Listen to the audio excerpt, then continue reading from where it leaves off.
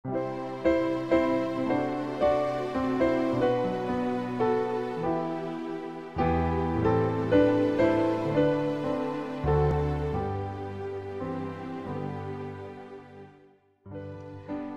pagi, mari kita mengawali hari ini dengan mendengarkan firman Tuhan bersama dengan Pendeta Glenn Sakul, Gembala Jemaat Yongkwang, Makassar.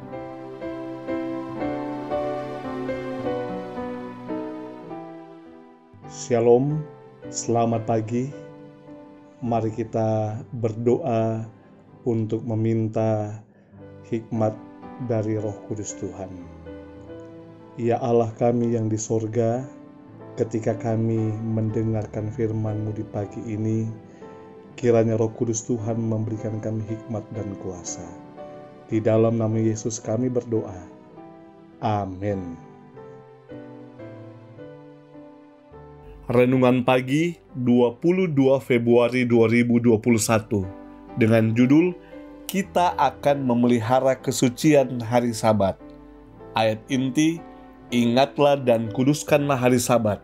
Keluaran 20 ayat 8. Keterangan, Allah berfirman, hari ketujuh adalah hari Sabat Tuhan Allahmu. Dia menaruh kesuciannya atas hari ini dan memberkatinya, serta menyucikannya sebagai hari perhentian. Itulah satu-satunya perintah dalam 10 hukum yang memberitahukan siapakah Allah itu. Ditaruhnya perbedaan antara Allah dengan segala ilah yang lain. Hukum itu mengatakan Allah yang menjadikan langit dan bumi, Allah yang menjadikan pohon-pohon dan bunga-bunga, dan menjadikan manusia. Inilah Allah yang engkau harus turuti di hadapan anak-anakmu, dan engkau hanya perlu menunjuk kepada bunga-bunga dan memberitahukan kepada mereka bahwa Dialah yang menjadikan semuanya ini, dan Dia berhenti pada hari yang ketujuh dari segala pekerjaannya. Hari ketujuh itulah suatu peringatan yang diberikan Allah.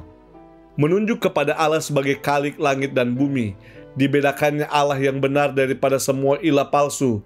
Setiap orang yang memelihara hari ketujuh menyatakan oleh perbuatan ini bahwa mereka adalah penyembah-penyembah Yahweh. Demikianlah hari Sabat itu menjadi suatu tanda kesetiaan manusia kepada Allah selama masih ada di atas bumi untuk berbakti kepadanya. Allah telah memberikan kepada manusia 6 hari di mana harus bekerja, dan Ia menuntut agar pekerjaan mereka sendiri harus dilakukan dalam 6 hari kerja itu. Segala perbuatan yang perlu dan kemurahan yang dibolehkan pada hari Sabat, orang-orang sakit dan yang menderita pada segala waktu haruslah dirawat. Tetapi pekerjaan yang tidak perlu haruslah dihindarkan dengan keras. Dan di dalam hukum itu termasuk semua orang yang di dalam pintu gerbang kita.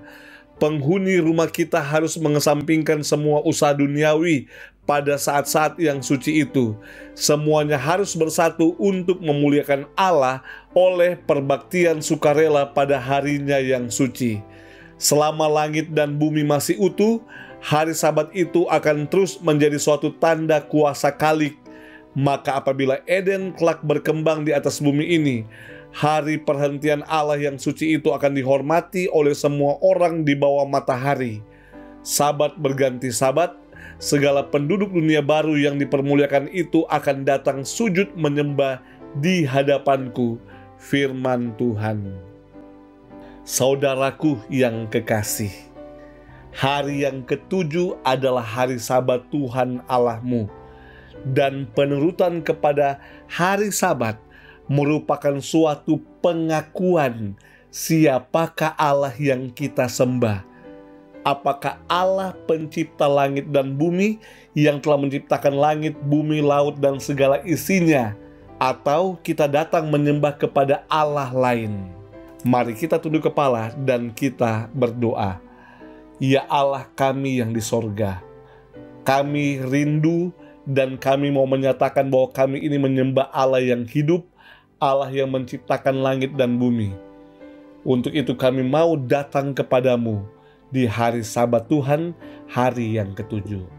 Ya Allah, di pagi hari ini kami kembali menyerahkan hidup kami ke dalam tangan Tuhan. Dalam setiap aktivitas, pekerjaan dan kegiatan kami hari ini.